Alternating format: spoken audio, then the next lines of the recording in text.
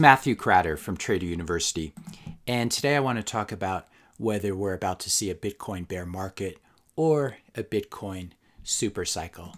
Now, for those of you who don't know, Bitcoin follows a production cycle of 4 years. Every 4 years, you have something called the halving, where the number of new Bitcoin that is mined by the Bitcoin miners gets cut in half.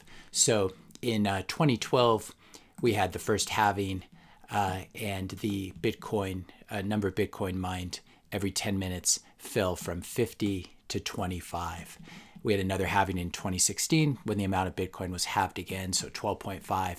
And then in May of 2020, we had the most recent Bitcoin halving when Bitcoin was halved. The miner's reward was halved to 6.25 Bitcoin. Now, this continues every 4 years. And what it means is that the number of blocks that are produced every day is halved every 4 years. So right now, for example, there are only 900 new Bitcoin mined every day on average.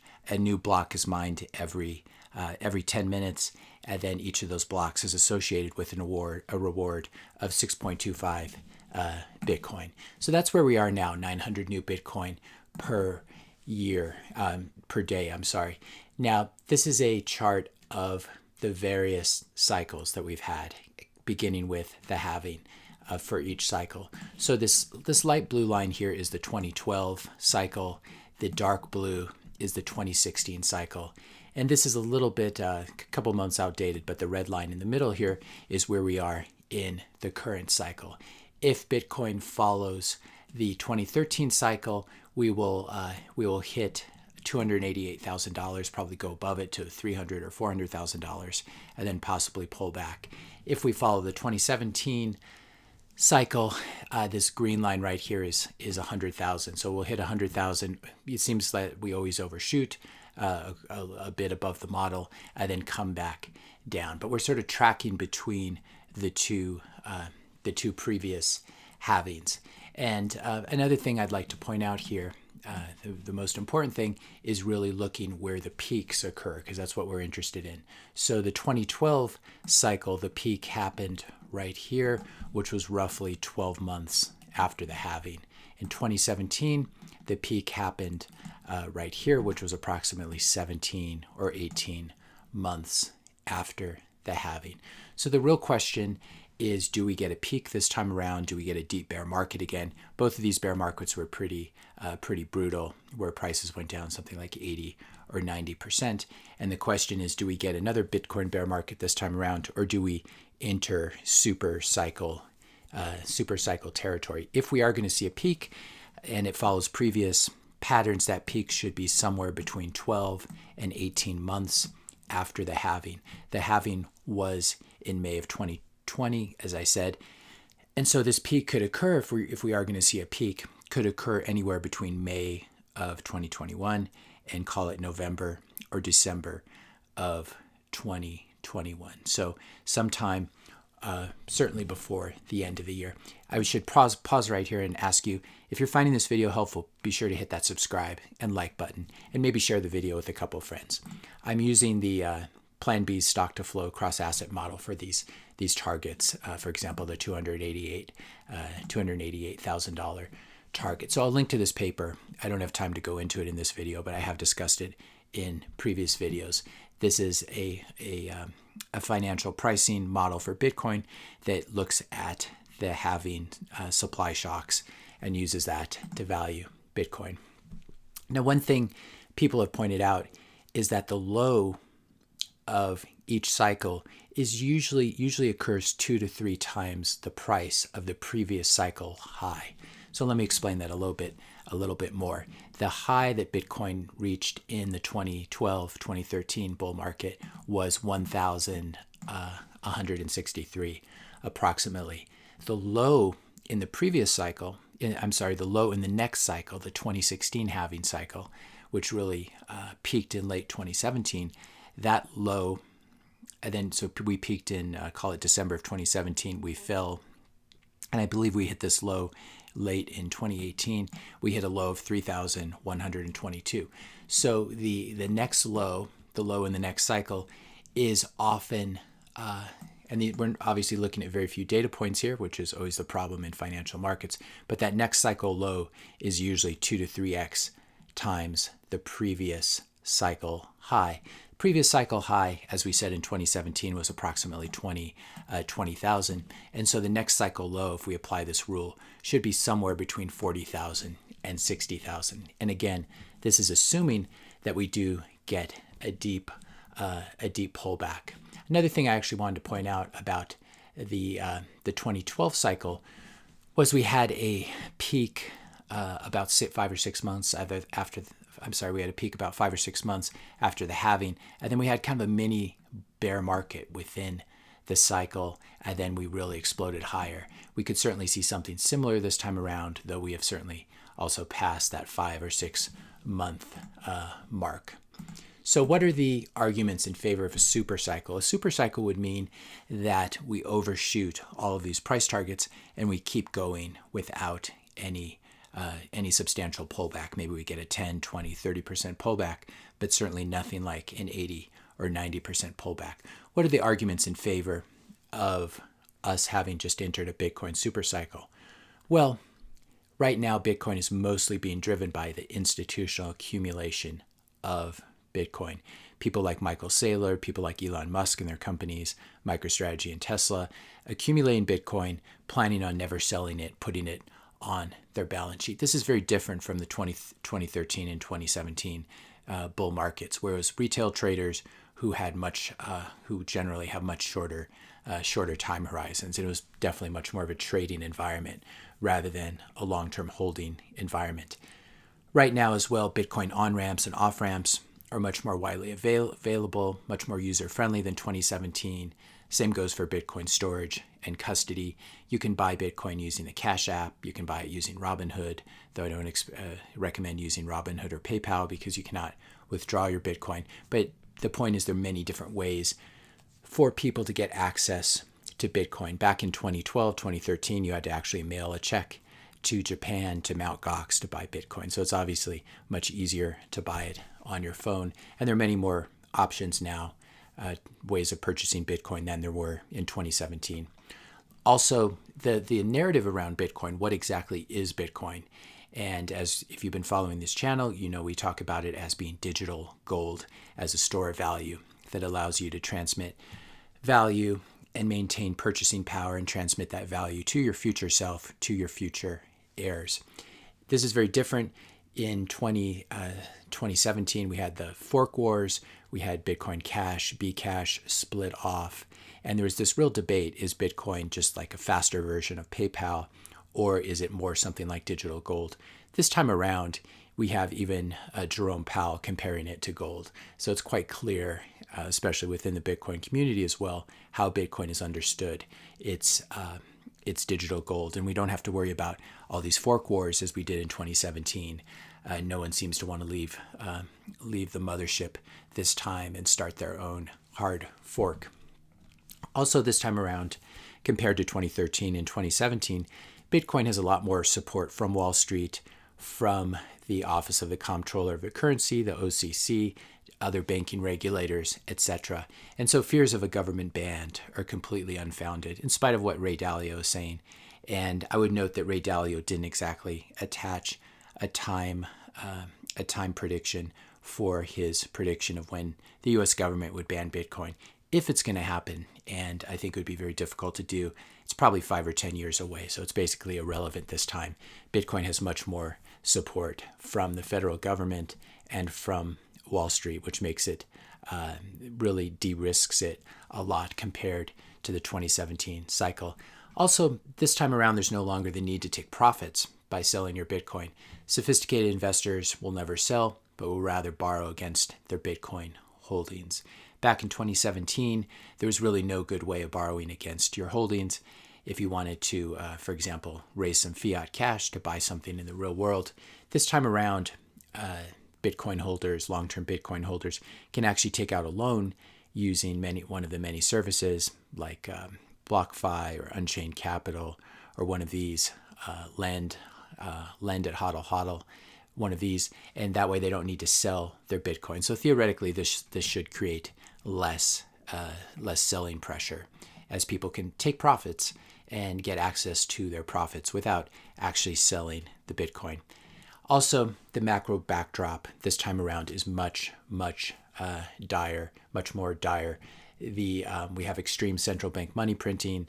The Fed has created something like 25 or 30% of all the US dollars that are in existence have been created in the last 12 months, which is just unbelievable. We have 25% annualized growth in the money supply in M2 money. And all of these macro things, obviously COVID and the lockdowns and the economic damage caused by the lockdowns, these were not present back in 2017. The huge money printing also was not present. In fact, the Fed was about to start to draw down their balance sheet back then. So very different macro environment. The macro backdrop right now is extremely bullish for Bitcoin, and it will most likely continue for the foreseeable future, simply because tax receipts will never again be able to pay for government spending. They're just too small compared to government spending, and so we have to have money printing by the Fed to make up the difference and really fund the U.S. Federal government deficits. So taking all these factors into account, these are the arguments for a Bitcoin super cycle. And this argues that we could see much higher Bitcoin prices this time around, that we could really overshoot the model and get to $500,000 per Bitcoin or $1 million per Bitcoin in the next 12 months, in the next 6 to 12 months, I should say, and along the way have only a very shallow bear market. Maybe it takes us till 2024 to get to $1 million, but the point here would be that we would have shallow pullbacks, 10, 20, 30%, rather than the 80 or 90% pullbacks. So that's the argument in favor of a super cycle, in which case you definitely want to hold your Bitcoin for the entire duration of this. You don't want to try to time it and take profits. What are the arguments in favor of a Bitcoin bear market? The best argument in favor of this is that things never change. People expect it to change. They say this time is different, that we're not going to have a bear market. And then, of course, we do have a bear market. Human psychology being what it is. Usually, this time is not different. Sometimes it is, though. Sometimes it is, as we've seen with FANG, for example, and as we've seen with Bitcoin. Bitcoin has been in a bubble, as the critics say, for 12 years, and it just keeps hitting higher and higher prices. But the best argument in favor of a bear market is because it happened. It happened the last two cycles, and so why should it be any different? We're going to get people a little too bullish. The market will overshoot. The Bitcoin price will overshoot, and then it will come crashing down. So this is an argument in favor of a bear market. The halving shouldn't really matter that much anymore, I would say. There's something mysterious about Plan B's model. It makes a lot more sense, certainly earlier in the lifespan of Bitcoin when these supply shocks were much bigger. But now the supply of new Bitcoin that's coming from the miners is fairly low. So we're currently, as I said, producing 900 new Bitcoin per day. In 2024, this should fall to 450 Bitcoin per day, which isn't really, it's not that much. Neither of these numbers, even 900 new Bitcoin per day, shouldn't make that much of a difference simply because there are huge markets that trade Bitcoin. The trading volume is obviously much larger than 900 coins per day. And so what really matters is whether hodlers, whether long-term holders of Bitcoin sell and increase the liquid supply, increase the float in that way. So these halvings shouldn't matter anymore. That being said, what if the halving cycle becomes a self-fulfilling prophecy? So people think that it might happen, especially institutional investors think that it might happen, and so they begin to front run it and they begin to sell, try to exit their Bitcoin. So for example, you'll have the investment banks like Goldman Sachs and JP Morgan talking about very high price targets for Bitcoin. Meanwhile, they're selling off their own store of it. Now, I don't think someone like Michael Saylor or Elon Musk will sell theirs, but obviously if we get a lot of big institutional investors trying to front run the bear market, it will create the bear market simply through reflexivity and selling. Another thing that could happen is too many people could borrow against their Bitcoin to buy more Bitcoin, to lever up their position. I don't recommend doing this because you can really end up losing all your Bitcoin. You'll get a margin call if the price of Bitcoin falls too much. what happens is these Bitcoin loans, normally you have to put up twice the amount that you're borrowing. So if you want to borrow $50,000 against your Bitcoin holdings, you need to deposit $100,000 worth of Bitcoin, so twice the amount that you want to borrow. And then if there's a pullback, if the market falls 50% or more, you get a margin call and you have to put up more capital. Otherwise, you risk having your Bitcoin taken away from you and sold on the market. If a lot of people over leverage themselves, if Bitcoin draws down 40, 50% and gets close to wherever these levels are, where people have over collateralized their loans and will begin to get a margin call, then you could see an avalanche or a waterfall of selling. So let's talk about one scenario, one bearish scenario. And it's really only bearish in sort of a backwards way. Let's say that plan B is right. I think Bitcoin's going to go to 200,000. He's saying 288,000 according to this paper, which I'll link to. Let's say we hit 288,000. Maybe we overshoot it a little bit later this year, and then we pull back 80%. We have a similar deep bear market. That would take Bitcoin down 80% from 288,000 down to 57,600. Right now, as I'm recording this in March of 2021, Bitcoin's at 55,450. So if this scenario plays out, if plan B is right, and if we do get not a super cycle, but a deep bear market, Bitcoin is going to pull back to a price that's above where it is currently trading right now. So the next trough in the next bear market could still be higher than Bitcoin's current price. If there are enough institutional buyers who are willing to buy the dip, we could have a much more shallow bear market where Bitcoin only pulls back to maybe it hits 300,000 and it pulls back down to 200,000 or 150,000. Obviously, price points that are still much higher than where we are with Bitcoin today. So if we get a lot of institutional buyers, as we have been in the last few months, whenever Bitcoin pulls back, we see the long candlestick wicks and we see the buyers stepping in and buying the dip. Now, the problem, if you happen to own your Bitcoin in a taxable account and you decide to take profits, you try to time this 4-year cycle and you try to front run the bear market along with everyone else, you'll need to pay taxes on your profits. And this can make it very difficult to get back in at the same size position. So let's say you bought Bitcoin back last year at $10,000 and then you're going to sell it at $200,000, just to make the math really easy here. Let's say Bitcoin peaks at $200,000. You get to sell it right at the top. You're feeling very happy. But unfortunately, because it's in a taxable account, you're going to need to owe at least, you might be in the 15% bracket. Chances are you're in the 20% bracket. And then you may, if you're in a higher tax bracket, you may owe the Obama Care 3.8%. You may owe state income taxes. I'm just doing a very simple version here where you only owe 20% of the taxes. So you take 20% of your capital gain there, which is 190,000. Times 20% gets you 38,000. And so you would then need Bitcoin to fall back down to 162,000 to get back in at a break-even price, because you sell at 200K, you owe 38K in taxes, and so you only have 162K left to play with. And so you need Bitcoin to get back to that price. Let's say you're just trading or investing with one Bitcoin. So this can create a lot of stress. What if Bitcoin doesn't go all the way back down to 162,000? And that's where you have your limit order in. So what happens if you take profits at 200,000? Bitcoin falls. It does have a little mini bear market. It falls to 170,000. You don't get to get back in because you have your limit order at 162,000, and then Bitcoin shoots up to $500,000.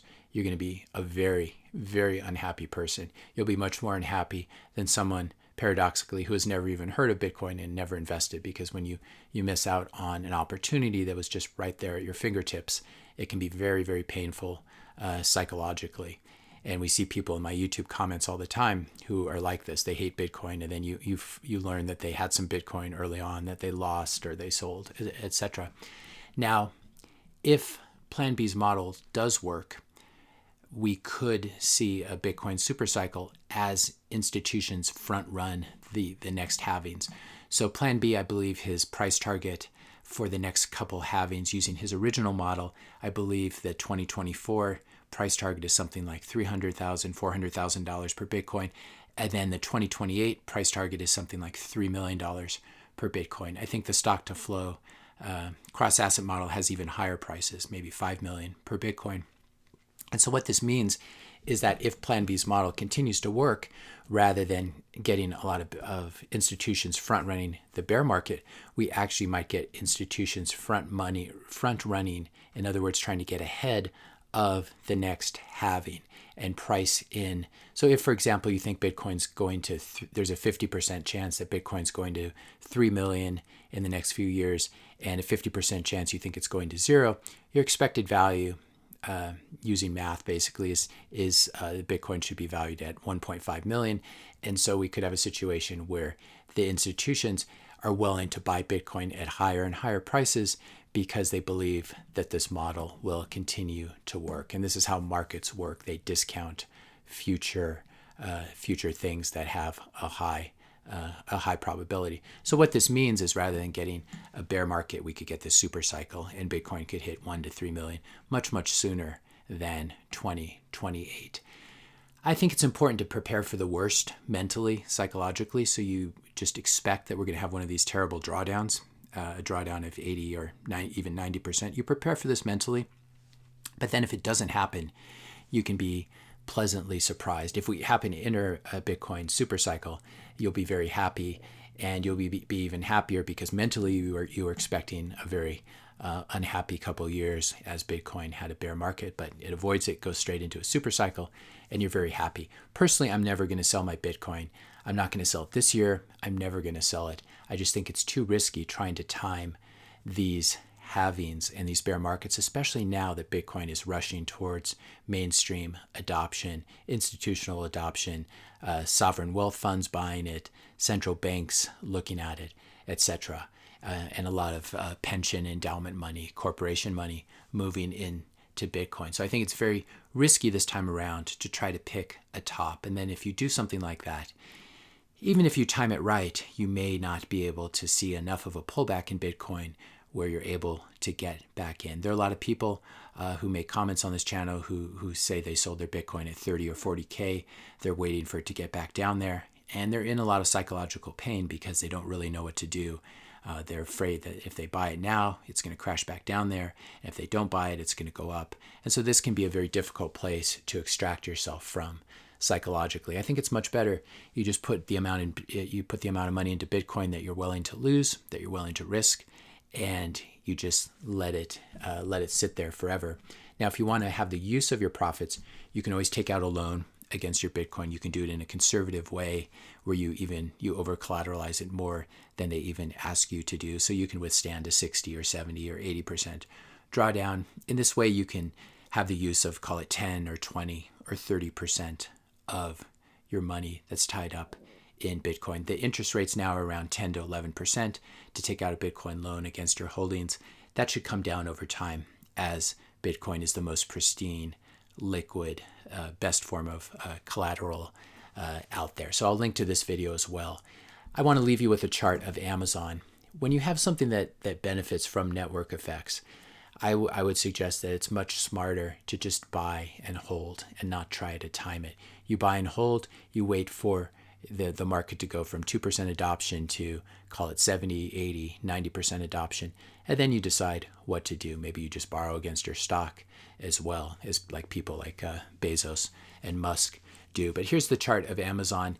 You can see that the little bear markets in Amazon, though they were brutal, especially the 2000 to 2002 bear market, which went down something like 80 or 90%, you were still better off from a tax perspective just holding on. If you tried to take profits, you probably had a very difficult time getting back in. This isn't true for every stock. Momentum stocks, it's great to trade in and out of them.